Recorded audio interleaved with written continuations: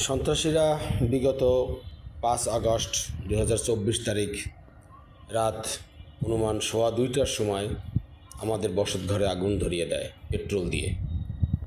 সেই আগুনে পুড়ে যায় আমাদের সব কিছু। আমাদের বসতঘরের দোতলা টিনের ঘরটি পুড়ে ছাই হয়ে যায়। তারপর এই বিল্ডিংয়ের ঘরেও আগুন চলে আসে।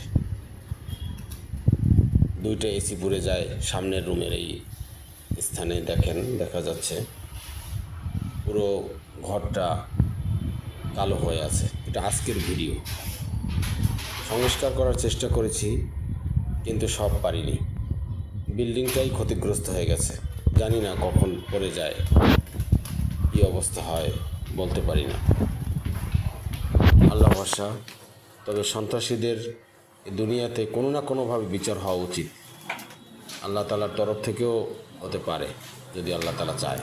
এই দরজাটা নতুন লাগিয়েছি, এটা পুড়ে গিয়েছিল, নতুন একটা দরজা লাগিয়েছি।